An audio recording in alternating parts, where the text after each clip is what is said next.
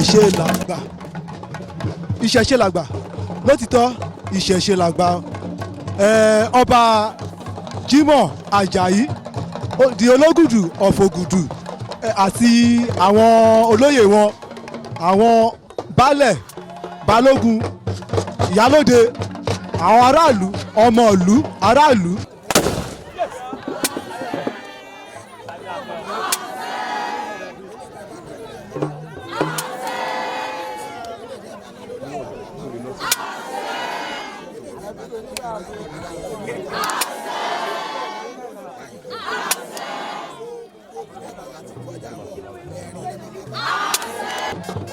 Ní ìlú Ogudu ibẹ̀ láwà.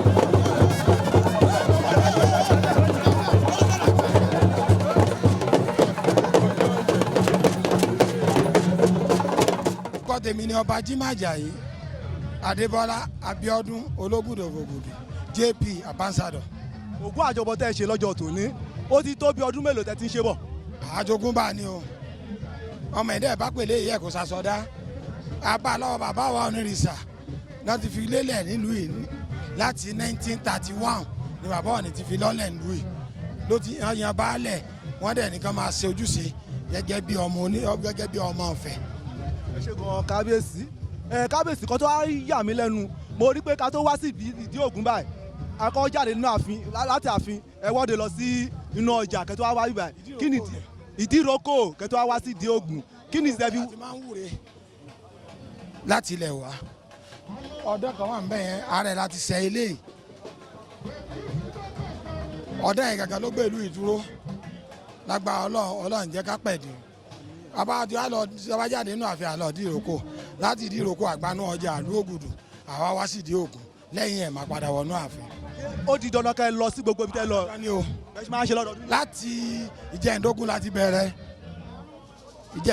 láti bẹ̀rẹ̀ ọdún tá à ń ṣe yìí òyìnbó pọ́jọ́ mẹ́rìndínlógún ọjọ́ mẹ́rìndínlógún lẹ́nu. ó dà kábíyèsí wa ìmọ̀ràn lẹ́fẹ̀ẹ́ fún àwọn tó ń wo ìṣẹ̀ṣe gẹ́gẹ́ bí ẹbọ ìkan ẹbọ gbá ìṣẹ̀ṣe bí ẹbọ ìmọ̀ràn lẹ́fẹ̀ẹ́ fún wọn. ẹbọ níta abáláyé ni báíbù bá wa ń bí ni kùrán bá wa ń bí ni ṣùgbọ́n tó bá gbé dandan ní ká ṣe ìkan òdì kan lọ́wọ́ lẹ́yìn tó bá nígbàgbọ́ ìgbàgbọ́ tí àwọn tó ń bọ̀ gùn ó ju tẹlómi kan tó ń ka kùrán tó ń ka báíbù lọ ẹni bá dẹ̀ kó fẹ́ proof ẹ̀ kó wá béèrè lọ́wọ́ mi màá sọ díẹ̀ fún JP lèmi nígbà tí mo lọ sí sẹ́fù ti lọ lẹ́ẹ̀mẹ́fà gbogbo àti mo rẹ̀ fi lọ mo rí pé tourism la lọ ń wò kò sí kankan mẹ́ pásítọ̀ tó bá dẹ̀ ní kankan wà mẹ́ kó wá confront mi. kábíyèsí yẹ pé Christian down ni mi church tó wà mẹ́yìn mi tí mo kọ́ fún redeem fún lu yìí ni. ẹ ṣe gan kábíyèsí. ọdún wa ṣe ẹ̀mẹ́jẹ̀ kábíyèsí àṣẹ máa wò gbogbo àwọn tí wọ́n bá kábíyèsí olóògùn fún sọ́dún yìí kẹ́tí wálẹ̀ mìíràn tó wá lọ sàn tó wá làárọ̀ tó wá lálẹ́ gbogbo ènìyàn tó lè mọ nínú àgbà kó mọ̀ kàn wá. ìṣẹ̀ṣe làgbà lótìtọ́ ìṣẹ̀ṣe làgbà ìlú Ògùdù la wà yìí o ní ìjọba ìpínlẹ̀ Ọ̀ṣun Ile-Ife tó ti ṣe Ogun Ajobo Festival tó ń ṣe lọ́jọ́ tòní èyí tó jẹ́ 29 of March 2025 ibẹ̀ la wà mo ti wà pẹ̀lú nǹkan nu àwọn olóyè tó jọ bọ Ògún akọ́ọdún máa ṣọ̀pẹ̀ kí lórúkọ yín sà. orúkọ mi ni Ọ̀ṣun Akíntayọ̀ ọmọ ilé ọba lọ nílùú Ile-Ife. kí lẹ́yìn ṣe lọ́jọ́ tòní gan. à ń bọ Ogun Ajobo ní ìlú Ògùdù. Ogun Ajobo tẹ́ ń ṣe yìí ẹ̀sà ó ti ń tójú ọdún mélòó kan àbí àkọ́kọ́ lélẹ̀ àbí èkejì. láti ìgbà tí kábíyèsí yìí tó ti dórí oyè láyé kábíyèsí wa Síjúwadé ni ló ti bẹ̀rẹ̀ sí bọ́ ọdọọdún ló bọ́ ṣùgbọ́n ní ọdún tó lọ ní àwọn ìpèníjà kan wọ́n kàn ṣẹ̀ṣẹ̀ ni wọ́n wá ní ọdún yìí torí Ògún yìí ló gbé àwọn dé ibi gbogbo ibi tí àwọn dé pé iṣẹ́ ẹgbẹ́ ọdẹ làwọn ń ṣe táwọn fi dé gbogbo pò táwọn dé gbogbo iṣẹ́ táwọn dẹ̀ ṣe pé Ògún ló lànà fún àwọn kò dẹ́sẹ́ni tí Ògún ò lànà fún bàbá wa táǹpẹ̀ kábíyèsí adé Ọọ̀ni ọba ń kí ọkọ ayé rẹ̀ kó pẹ́ lórí kẹ́sì rẹ̀ kó mọ̀ sẹ́sẹ̀ gbogbo òjòyè ọwọ́ tọ̀wọ́ sí kọ́mọ̀ nínira kọ́mọ̀ ara kó dẹ́fẹ̀ bárabá tí ń dẹ́fẹ̀ àwọn máa di àwọn náà ni o gbogbo ọ̀tá Ilé-Ifẹ̀ Ògúnládé abáwaṣẹ́gun rẹ̀ torí Ògún jẹ́ ọ̀kan nínú akíkanjú jagunjagun ní ìlú àwọn inú kan tó ń pè ní ẹ̀sìn àbáláyé Ògún jẹ́ kan bẹ́ẹ̀ kò sí ilé tí ọdẹ máa wà tí ì ṣe pé Ògún ní ìran Ògún tẹ́ bá ń wo àwọn pásítọ̀ nìsín wọ́n máa gbọ́ Ògún bí yìí Ògún ṣèkínní kan Ògún dè yí àwọn nǹkan tó ń jẹ́ bẹ́ẹ̀ tá ń pè ní ìṣẹ̀ṣe nìyẹn gbogbo ẹni tó bá ti ń sin Ògún èyàn òtítọ́ ló sin Ògún torí Ògún ò lékè tẹ́ bá wò nísìnyí aláyé nísìnyí wọn ní ká bá ní ká bẹ̀rẹ̀ gbogbo ẹ̀sẹ̀ àbáláyé ká mú báìbù kan mú kùránù àwọn olóṣèlú wa fi ń búra ṣùgbọ́n wọn ò lè fògùn búra wọ́n ní mọ̀ pé Ògún ò gba ìwọ̀sí Ògún ò gba rádaràda òtítọ́ lògún rìn kò sẹ́ni tó máa tẹ̀lé ìlànà Ògún tó lè ṣìnà Ògún àtọ̀débire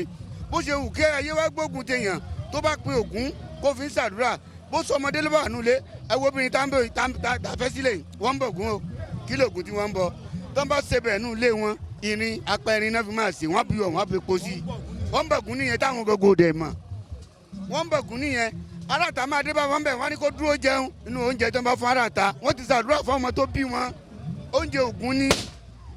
sẹ́rí ohun tá a wá ṣe ń bí lónìí kábíyèsí wa Ológùdù